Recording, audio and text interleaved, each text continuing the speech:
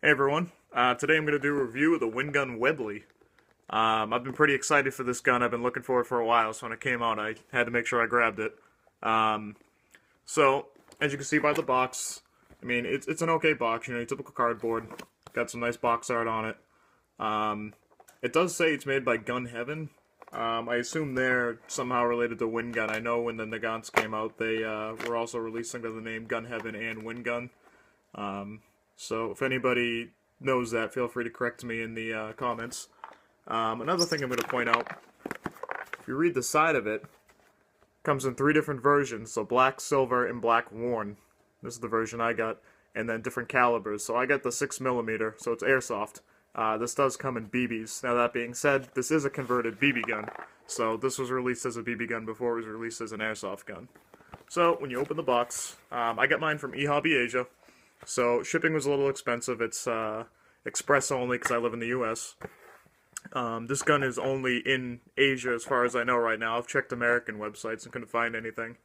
But I think I paid around 186. Or that's retail. I paid about around 150. Right now, as of space date, December 17th. They are having a sale, so if you're watching this video and it's still December 2014, you can probably still get it on sale. So I don't know how long that's going on. So when I opened the box, first thing I got, eHobby Asia stickers. Next thing you'll notice is the manual. Now, first thing to notice at the bottom is this manual is for the 4.5mm BB gun, not the Airsoft gun. So this has some differences. Like it's got it shows the safety on the side, which isn't on the Airsoft version. It's only on the BB version. It's pretty much useless aside from telling you how to remove the cylinder. So other than that, I mean, this is pretty useless. The other thing this comes with is a field manual. It's a reprint of an old British field manual. It's kind of cool to go through. It tells you how to load the gun, how to properly hold it, how to clean it. Page here on the cavalry somewhere. So I thought that was pretty neat if you read through it. Stated 1937, so it's a reprint of that. So now, open the gun, this is what it's going to look like. Since I got mine from eHobby Asia, they do put an orange tip on it. As far as mine goes, when I opened the box, the gun was wrapped in bubble wrap, and the orange tip was just kind of thrown in the box and wasn't attached to the gun. So, which was nice because I was going to remove it anyway. Check your state laws before removing any orange tips. The state I live in, they're not required, so you can remove them. So remove it at your own risk. So, right off the bat, this is what you get. You can see I got the worn version, so it looks like it's been used quite a bit. Some basic background on this gun. This is a British revolver, saw combat in World War I, World War II. They used it 1887 right up until 1963, so I mean it's been used a lot, You've probably seen it in movies. Indiana Jones uses one in one of his movies. So it's a really cool gun. And that squeak in the background is my parrot. He likes to yell a lot, so just ignore that in the video. So on closer inspection, first inspection of the gun, I mean, when you take it out of the box, this thing's heavy. It's got some pretty good heft to it. It's really noticeable. You can tell it's full metal aside from these grips, and the finish on the gun is just fantastic. I mean, you look at it, I don't know if the light's hitting it right or not, but I mean, you can see how it looks worn. It's almost got, in some places, almost like an oily blued finish. So it looks nice. My only complaint is the grips are really plasticky looking, and it's noticeable. The whole gun looks worn and old, and then the grips look brand new and plastic. So, I haven't really thought what I'm going to do with these yet. Maybe repaint them or something, make them look a little older. But so now, most WinGun revolvers do not come with trademarks. This one is fully trademarked. So if you look close, right here it says Webley Mark IV. I mean Mark VI. Right here you get the 455 caliber, and right here is the manufacturer trademark. So I thought that was really neat. And right here, you have a serial number. I don't know if that's unique to each gun or if every gun has the same serial number. Somebody else buys one and wants to post up the serial number and compare it to mine. I guess we can find out, but as far as I know, I am unaware if this is unique or not. So, now, like I said, the gun's full metal, single action and double action, excuse me. So, single action, for those of you who don't know, means you can pull the hammer, pull the trigger, and so forth. Double action means you can just pull the trigger and fire as fast as you can pull the trigger. Now, trigger pull on this isn't it's strong, but it's your typical WinGun trigger pull. It's not incredibly difficult, but I mean there is a little bit of, you need a little strength to it. Now to load this gun, this is the cool mechanism on the gun. You push this lever forward and the gun's break action, so it'll break in half and it exposes the shells. And if you notice, it pulls the shells out when you move it forward. On the real one, if you flip this forward, it'll eject the shells. This one doesn't really seem to do it that well.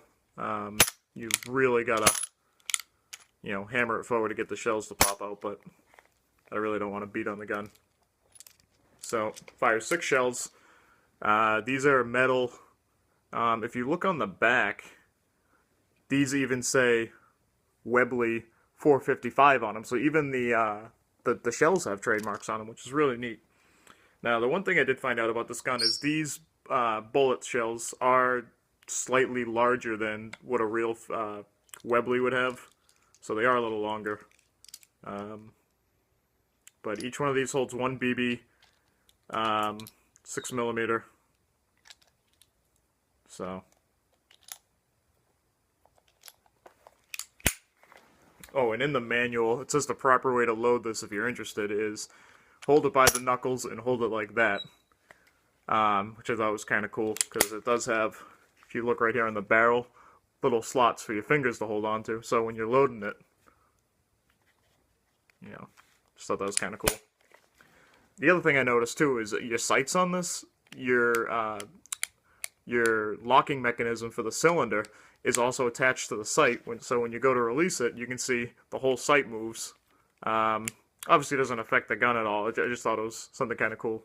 So speaking of sights, you just have your basic notch sight, like you'd have on most older guns. Now, this gun is CO2 powered, like a lot of you know. So the CO2 cartridge is located inside the grip.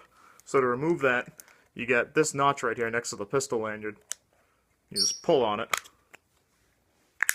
and that reveals where your CO2 cartridge goes. So you'll put it in there, and then you twist the lanyard loop, and that pushes the CO2 cartridge into the gun, and makes it ready to fire.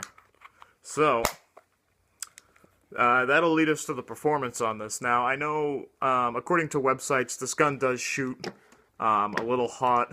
I think the feet per second I read was